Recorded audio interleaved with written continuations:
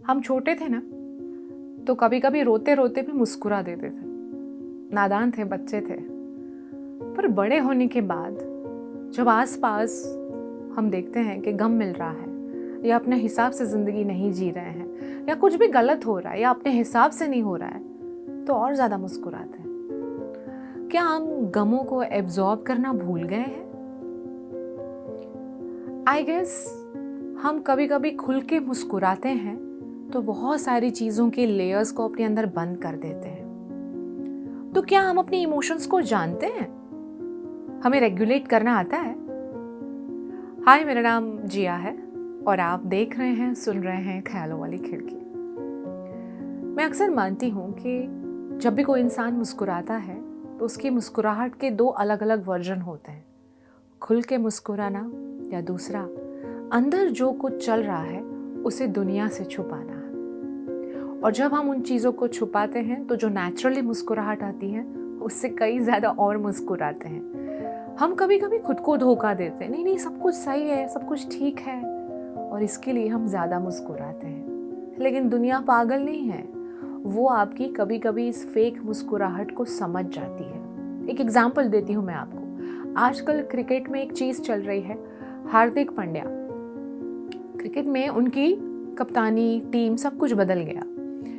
शुरू तो ठीक है, लोगों ने धीरे धीरे अपनाना शुरू ही किया था, लेकिन उसके बाद जब उनके परफॉर्मेंसेस के ऊपर अपने फैंस ने रिएक्शन देना शुरू किया तो हार्दिक पांड्या को लगा कि मुझे क्यों फ़र्क पड़ रहा है। उन्होंने इस चीज़ को अपनी तरीके से डील करने की कोशिश की। जहाँ देखो वहाँ वो मुस्कुराते हैं, ओवर मुस्कुराते हैं। इनफैक्ट बहुत सारे क्रिकेट एक्सपर्ट ने इस बात की गवाही भी दी कि वो शायद एब्जॉर्ब नहीं कर पा रहे हैं इस बदलाव को, क्योंकि वक्त जब बदलता है तो आपके हिसाब से नहीं चलता। बहुत सारी चीज़ें वो अपने साथ लाता है, टिका लाता है, टिप्पणी लाता है, दुख लाता है, चैलेंजेस लाता है। और कभी कभी हम वक्त पे वो चीज़ों को नहीं अपनाते हैं तो हम बहुत ज़्यादा लोगों को ये पोर्ट्रे करने की कोशिश करते हैं कि मुझे कोई फ़र्क नहीं पड़ता। लेकिन जब आप एक पब्लिक फिगर होते हो, जब आपको लोग चाहते हैं, जब आपके ऊपर जिम्मेदारी होती है लोगों के प्यार की, लोगों की परफॉर्मेंस की, जब आपके ऊपर जिम्मेदारी होती है तो आप अपने फैंस को, अपने आसपास की जनरेशन को नाराज़ नहीं कर सकते। सो मुझे ऐसा लगता है कि हार्दिक पांड्या जब कहते हैं कि मुझे कोई फ़र्क नहीं पड़ता है, या मैं मस्त हूँ, तब उनके फैंस को ऐसा लगता है कि उनको सहानुभूति दे या साथ दे, वो समझते नहीं हैं। उनको ऐसा लगता है कि शायद हार्दिक पांड्या उनको रिस्पॉन्स नहीं देते हैं। और जब आपका रवैया आपके फ़ैन के प्रति ऐसा हो जाता है तो फ़ैन ना सहानुभूति देते हैं, ना साथ देते हैं, बल्कि आपके इस रवैये को वो घमंड समझ लेते हैं। सो हम इंसानों को इमोशंस को बैलेंस करना नहीं आता, और ये सबके बारे में बात है। It's just an example of Hardik Pandya. Overall देखा जाए तो जब हमारी ज़िंदगी में सब कुछ सही चल रहा होता है तो हमें पता होता है कि हम खुश हैं, हम एंजॉय कर रहे हैं, हम सेलिब्रेट कर रहे हैं।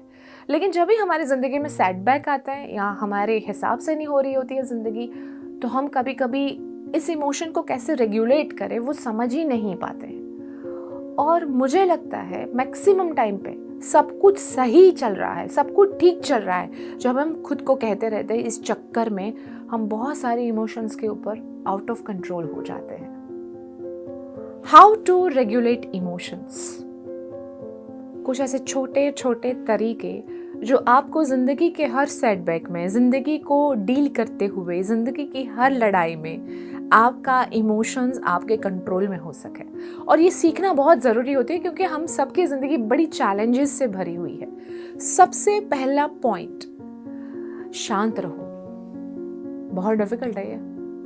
अब जितना अपने टास्क को कंप्लीट करते वक्त परिणाम की चिंता छोड़ देंगे, रिजल्ट की चिंता छोड़ देंगे, जो भी रिजल्ट आए, अगर आपका मन विचलित नहीं होगा, लेकिन अगर आप शांत रह के सिर्फ अपने काम पे, अपने टास्क पे फोकस करेंगे, आपको ये ध्यान ही नहीं रखना है कि इसका रिजल्ट क्या आएगा। क्योंकि सबसे ज़्यादा मुश्किलात तब आती है जब हम कुछ भी नया शुरू करते वक्त, हमारी ज़िंदगी में जब भी कोई नया चैलेंज आता है, मैं सफल होऊंगा या फेल हो जाऊंगा, उसके डर के साथ, उस फियर के साथ हम शुरू करते हैं, और वहीं हमारे आधे से ज़्यादा इमोशंस डिस्टर्ब हो जाते हैं। सो इससे आपका दिमाग ना बहुत ज़्यादा प्रॉब्लम्स की तरफ जाएगा।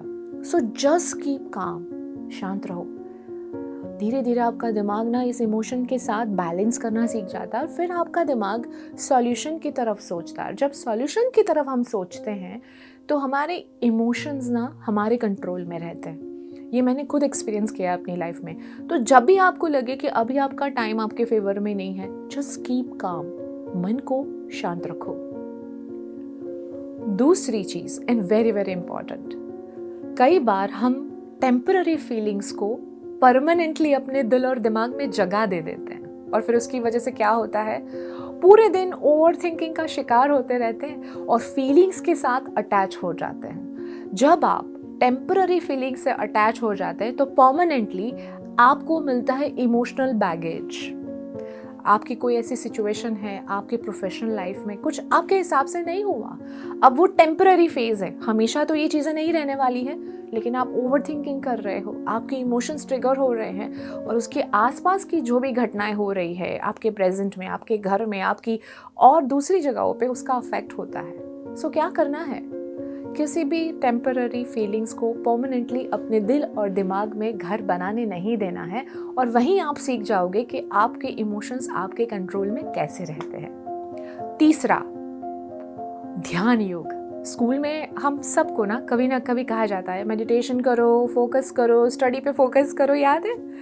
जिंदगी में बहुत ज़रूरी है ये ध्यान योग, बिकॉज जब हम माइंड को फोकस करते हैं, अपनी प्रायोरिटीज सेट करते हैं, जैसे आपके दिमाग में चल रहा है ज़िंदगी में टेंशन है, फिनेंशियल क्रंचेस है, रिलेशनशिप में प्रॉब्लम है, फिर भी आप अपने रूटीन में फोकस कर रहे हैं, आपका आना जाना, खाना पीना, आपका प्रोफेशनल टास्क, आपकी डेडलाइंस, जो भी आपकी स्टडी पे अफेक्ट नहीं कर रहे हैं, ये सारी चीज़ों को बैलेंस करते हुए फ़िलहाल कौन सी प्रायोरिटी है, फ़िलहाल कौन सी चीज़ें हैं जो सबसे इम्पॉर्टेंट है, जब आप उस पर फोकस करते हैं तो धीरे धीरे आपके इमोशंस भी रेगुलेट होना शुरू हो जाते हैं, क्योंकि आप अपने सबकॉन्शियस माइंड में एक मैसेज भेज रहे हो कि एवरीथिंग इज़ फाइन। और ये हाइपोथेटिकली एवरीथिंग इज़ फाइन नहीं है। आपका दिमाग वो नेगेटिव सोच ही नहीं रहा है, आपका दिमाग वो बाउंड्री सेट कर चुका है कि इस बंदे को पता है कि उसे अभी सिर्फ उन चीज़ों पे फोकस करना है। सो जब भी आपको ऐसा लगे कि आपका दिमाग मल्टीपल चीज़ें सोच रहा है, बहुत क्लटरिंग हो रहा है, राइट डाउन कि कौन सी ऐसी चीज़ें हैं जो ज़रूरी है। उससे ना आपके इमोशंस पे आपका कंट्रोल रहेगा, वो आपको छेड़ेगा नहीं। चौथी चीज़, आप अपने आप को कितना जानते हो, do you know your self. जब आपको पता है कि आपका गुस्सा या आपकी कामनेस या आप जो भी हो, अगर आपको आपकी कैलिबर पता है, आपकी काबिलियत पता है, आप अपने आप को अच्छी तरीके से जानते हो, तो फिर आप बहुत अच्छी तरह से अपने सारे इमोशंस को ज़िंदगी के हर हालात में मैनेज कर पाते हो। ये मैं मानती हूँ, बिकॉज मैक्सिमम टाइम पे आपके अंदर एक सेल्फ अवेयरनेस क्रिएट होती है, that you know your self, और तब सिर्फ आपको एक ही आवाज़ सुनाई देती है, अंदर की आवाज़, आपके मन की आवाज़ आपको गाइड करती है, बिकॉज आपको आपकी शक्ति, आपकी स्ट्रेंथ, आप में ऐसा क्या है जहाँ पे आप जीत सकते हो, और ये मन की आवाज़ आपको वहाँ पे लेके चलती है। तो बाहर का शोर तो चलता रहेगा यार, आपको उसे कॉन्सेंट्रेट नहीं करना है, वरना आपका इमोशंस आपको सबसे ज़्यादा डिस्टर्ब करेगा। सो जब भी आपको ऐसा हो कि आपके हिसाब से चीज़ें नहीं हो रही, आप इमोशनल इम्बैलेंस की तरफ जा रहे हो, just listen inside, go inside and search yourself and you will get an answer. So उसके लिए आपको अंदर की आवाज़ सुननी है। पांचवा and very important, trust, believe and श्रद्धा। ये तीन चीज़ें हम सबके ऊपर एक हायर पावर है, the universe, the cosmic energy, the divine force, उसे सब पता है। जब भी आपको ऊपर वाले की श्रद्धा के ऊपर डाउट हो, जब भी आपको ऐसा लगे कि अब चीज़ें आपके हिसाब से नहीं हो रही हैं, आप इमोशनली डाउन फील कर रहे हो, just surrender your self. When you surrender your self, वो तो कह ही रहा है कि आ जाओ, मुझ में समा जाओ, मैं सब कुछ ठीक कर दूंगा। लेकिन हम डाउट करते हैं अपनी डेस्टिनी पे, किस्मत पे, अपने टाइम पे। हमें उस वक्त हमारे बिलीव्स पे डाउट होता है, हम उसके ऊपर की श्रद्धा पे डाउट करते हैं। So don't do it. वो आपकी सारी चीज़ें अलाइन कर चुका है, आपको अपने टाइम पे मिल जाएगा। बस वो रास्ता जो है, वो जो जर्नी है, वो जो प्रोसेस है, आप उससे नहीं डगमगाएंगे, क्योंकि कहीं ना कहीं आप अपने बिलीव पे डाउट करते हैं। और जब आप ये अपने अंदर समा लेते हैं कि जो कुछ भी हो रहा है मेरी फेवर में हो रहा है, वो सब कुछ संभाल रहा है, वही सब कुछ ठीक कर रहा है, सो आपका सफ़र थोड़ा आसान हो जाएगा और आप बैलेंस करना सीख जाओगे अपने प्रेजेंट सिचुएशन के साथ।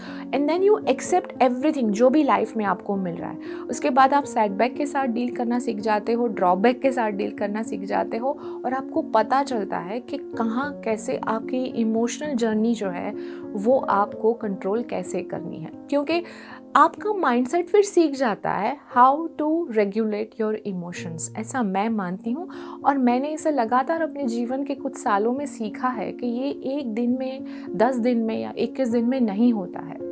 You just have to surrender yourself to divine energy.